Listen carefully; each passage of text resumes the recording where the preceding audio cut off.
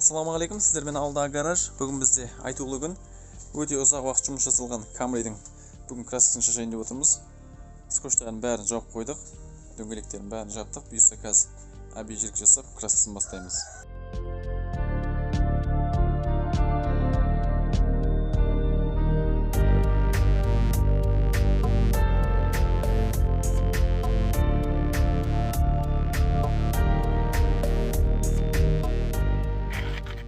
Алған краскамыз 3 банка нитро, Toyota'нікі. Бәрін бір ыдысқа салып араластырамыз, осыған дайындаймыз. Бірінші өзін араластырып аламыз. Краскаға растворитель қосамыз. 647 растворитель.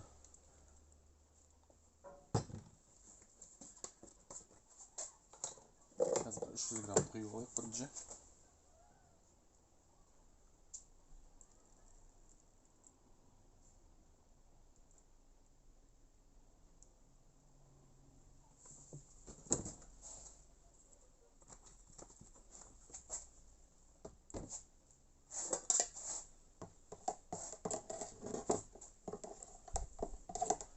Красканың өзінің қоюлығы.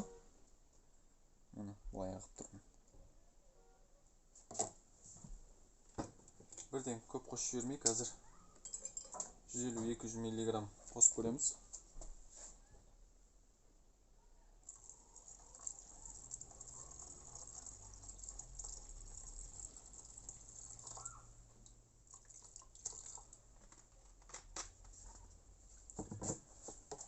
миллиграмм қостық қазір.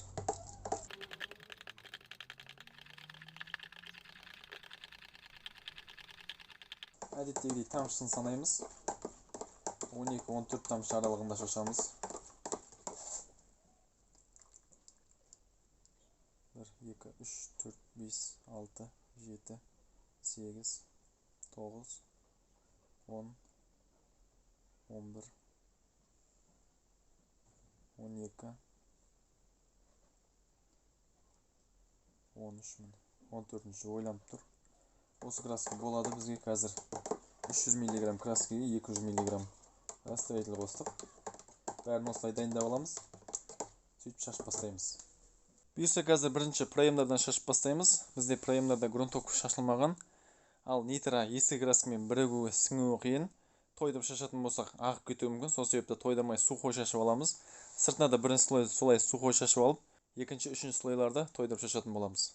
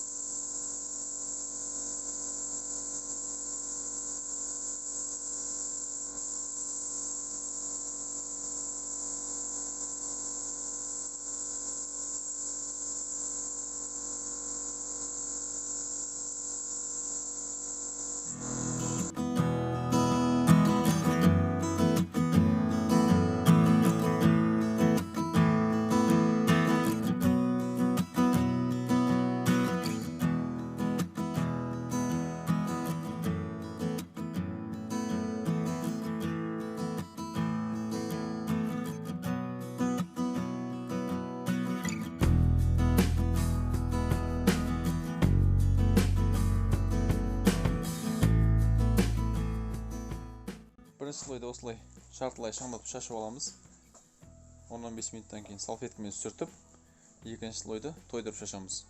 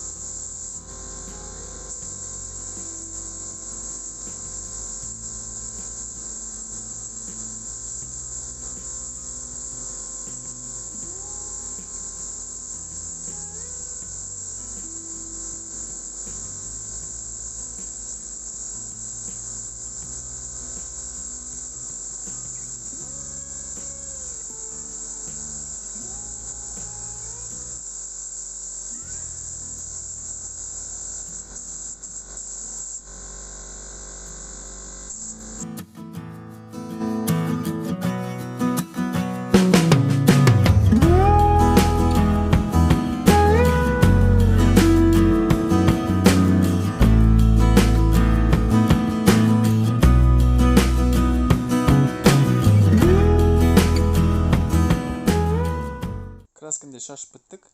Қазір бұйырса салфеткамен жақсылап сүртіп аламыз. Сосын праймдардан бастап лак шашып бастаймыз. Лакты қалай араластыратынымызды көрсетейік. Бізде бүгінгі лак сәл сұйықтау лак. Қатты арзан емес, қатты қымбатта емес, енді қымбатқа жақын, бірақ біздегі лак енді сұйықтау болғасын. Бүгін разбавитель сәл аздау қосамыз. Пропорция 2:1. Бірінші қазір 300 граммнан бастайық. 300 миллиграмм құйып алдық. Енді 150 миллиграмм отвердителден қосамыз. Әрбір отвердитель қосылатын материалдың өзінің химиялық бір құрамы, құрылымы болады. Сол құрамды өзгертіп жібермеу үшін бірінші отвердительмен лактың өзін араластырып алу керек. Жақсылап растворитель, разбавитель ештеңе араластырмай, бірінші тек өзін араластырып алу керек. Растворитель немесе разбавитель бірден қосып жіберіп бәрін бірге араластырсақ, лак ертең үгетіліп қалуы мүмкін, ағарып кетуі мүмкін. Сол себепті өзінің құрамын жоғалтпау керек.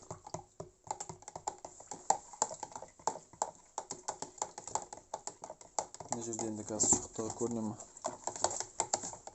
Өзі қатты қою емес бұл лак. Сұйық лак. 1, 2, 3, 4, 5, 6, 7, 8, 9, 10, 11, 12, 13, 14, 15. 16-шы ағуға ойланып тұр. Көп емес, бір 50 миллиграмдай разбавитель қосамыз. Разбавитель бізде универсал. 50 миллиграмға қатты сұйылып кетуі мүмкін. 14 тамшыдан аспайтындай етіп жасап аламыз. Бізге сол ыңғайлы. 1, 2, 3, 4, 5, 6, 7, 8, 9, 10, 11, 12, 13 кетті. 14 ақпайтын сияқты. 14-те ақты. Негізі тағы да қосуға болады. Бірақ осы араласқан бізге жетеді. Осындай пропорциямен баклажке құйып дайындап аламыз. Мынандай баклажкеге. Өйткені қайта-қайта дайындап жүрмеу үшін. Лак шашып жатқан кезде тоқтап қап, лакты араластырмай-ақ бірден баклажкеде болса құя саламыз, ыңғайлы. Қосылған жерде білінбей кетеді сонда. Лакты әдемі жылтырға, бесполировкаға қалай жетіп жүргенімізді айта кетейін. Мысалы, мына крыло бізде 1 метрден сәл үлкендеу крыло. Осы крылода пистолетті қалай жүргіземіз? 7 секунд пен 10 секунд аралығындағы жылдамдықта осы жерден өтіп шығу керек былай өткен кезде. Ол мысалы былай болады міне. Мына шеттен бастаған кезімізде 1, 2, 3, 4, 5, 6, 7, 8, 9, 10. Дәл осылай артқа қайтамыз. Лакты осылай ұрып кете береміз. 1 алдық, 2 қайттық. Төмен қарай тағы 1 аламыз, 2 қайтамыз. Мысалы, лакты былай шашып отырса, келесі лак мына жерден қосылу керек. Ол мына жақтан қосылуға болмайды.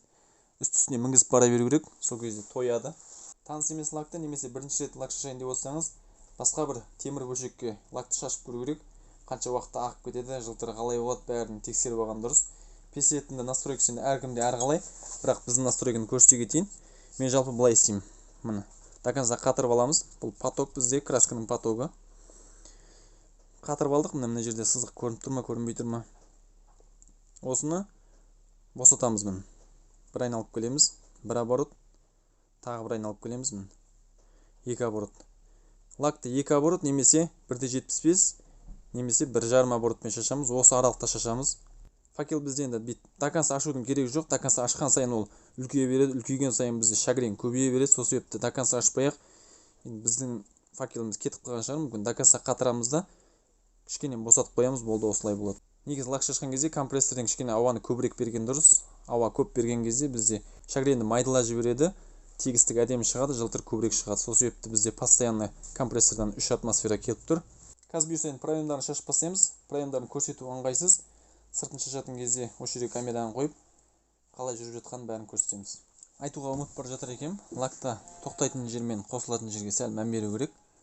Мысалы, мына жерден бастаған кезде былай мына жерге келіп тоқтап, сосын мына жақтан екіншini жалғастырған кезде былай жалғастыруға болмайды. Өйткені тоқтаған жер мен бастаған жер бір жерге келіп қалса, мына жерде 1 секундтай артық лак құяды. Осы жер ағып кетуі мүмкін. Сол себепті бірден былай бастамай, мына жақтан бүйтіп шашып келіп, былай қосып жіберу керек. Тоқтаған кезде бүйтіп барып, кішкене көтеріп жіберу керек. Былай барып, былай көтеріп жіберу керек.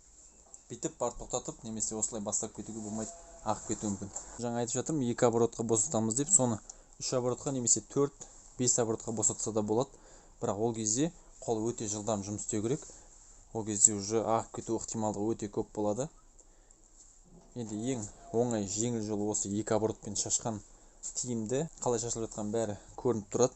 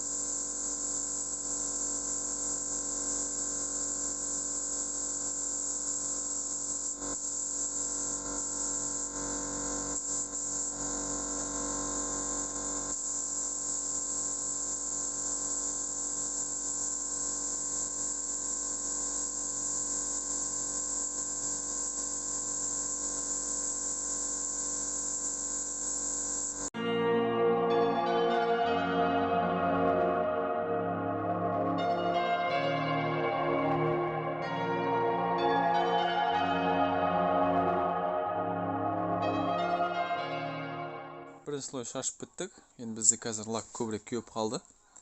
Негізі көрінбейтін жерден бүйтіп ұстап көру керек. Бірінші слойдан кейін қолға жабыспаса, екінші слой шаша беруге болады. Екінші слойда кішкене пистолетті көбірек уақыт жүргізу керек. Өйткені мына лакты бірінші басып бастайды лак, сіңеді, сосын өзі жылтырау үшін ол көбірек түсу керек, немесе лакты кішкене сұйылту керек.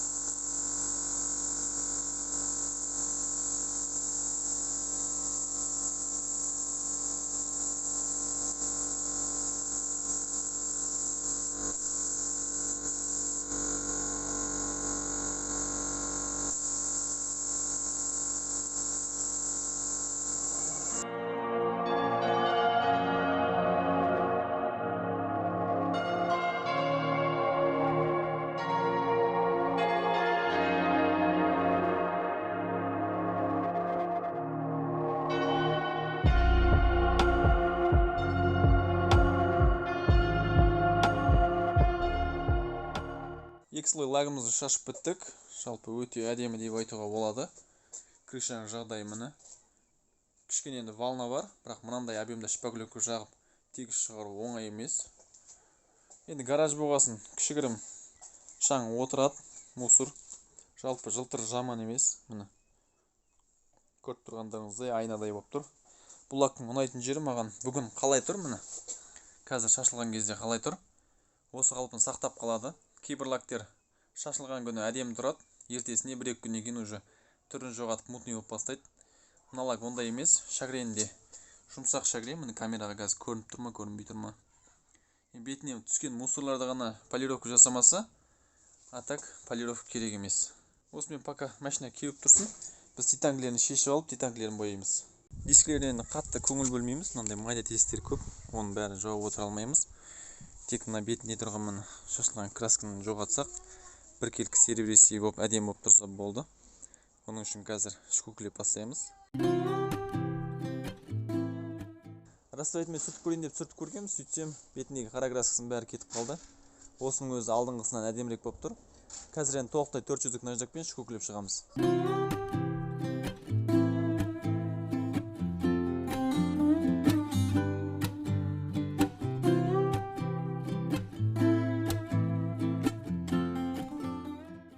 Обезжирка жасап қойдық. Краска бізде баллончиктегі Торонікі 5905 дейтін серебристый акрил. Мынаның астына грунтовка керек емес, 3-4 слой өзім шашамын.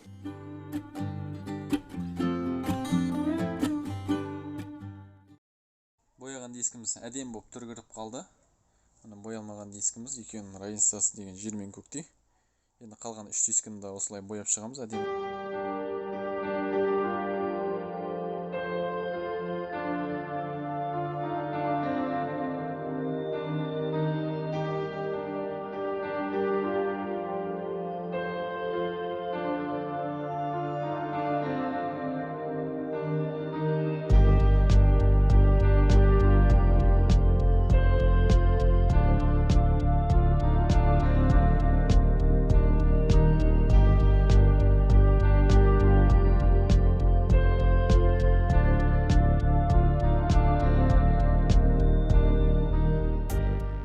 Бұйырса толықтай жинап біттік. Алдында мына бір поворотникті ауыстырдық. Қытайский поворотник, бірақ кішкене өзгеше болып қалды. Алдыңғысынан бірақ жақсырақ. Жалпы жылтыр қатты жаман емес, бірақ та полировка керек сияқты. Өйткені мына есіктерде кішкене шагрен көбірек түсіп кетіпті. Лактың бұжыры сәл көптеу, бетіне де сәл мусор жабысыпты. Осы жағында ғана. Мына жақтары бәрі жақсы, жылтырдың да әңгіме жоқ. Крышаның жағдайы міне. Өздеріңіз бағасын бересіздер, қалай шыққанын, бірақ аз жұмыс болған жоқ. Мына жақта да міне бір жылтырын алып келді. Бірақ енді формасына резина сәл жоғатып қойған екен, кішкене ашық тұр. Ішкі жақтарда міне. Әдеттегідей әрбір болтқа мән бердік. Әдемі шығуына. Ішкі жақтарын міне жинап қойдық. Біраз шашып тастаған екенбіз негізі. Жинаған кезде білдік оны.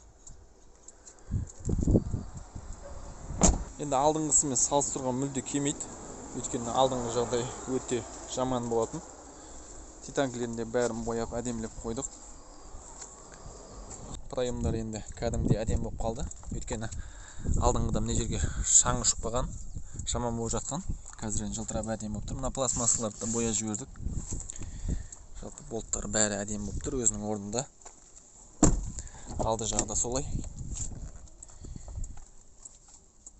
Айтпақшы мына жерде алдында бір жігіт жазған екен, мына бір резинаны жаппапсыңдар деп. Негізі енді мынандай болт шуруптардың бәріне мән беріп отырып, мынаны ұмытып кетсек ұят болар. Негізі бұны ұмытпаймыз, біз әдейі осылай қалдырамыз. Не үшін? Енді жауып та көрдік, жаппай да көрдік. Енді тиімдісі, ең тиімдісі мынаны жаппаған екен. Қатты жуып тазаламаймыз, өзі қалай тұр, шаңдарын үрлеп, осылай қалдырамыз. Резинаға краска жабыспайды. Осылай болғаннан кейін негізі 1-2 рет ашып жауа бергеннен кейін мына түсіп қалады краскасы. Бірақ үстінен былай қысып жіберсек, міне краска былай түсіп қалады.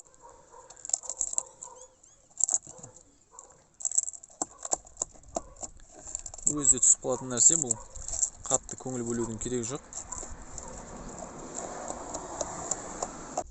Бұны жуып тазаламай-ақ, тек шаңнан тазартса, болт солай тұра берсін. Сосын бетіне краска шыққаннан кейін осылай сүріп тастаймыз. Мына жақтарын жақсылап.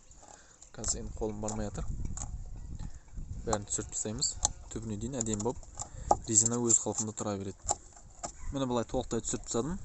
Ештеңе болмағандай әп-әдемі болып тұр. Бұйырса осымен ұзаққа созылған камритте аяқтайық. Бағасын енді өздеріңіз бересіздер. Ұнаса лайк басып, арнаға тіркеліп достарыңызбен бөлісіп отырыңыздар. Келесі кездескенше сау болыңыздар.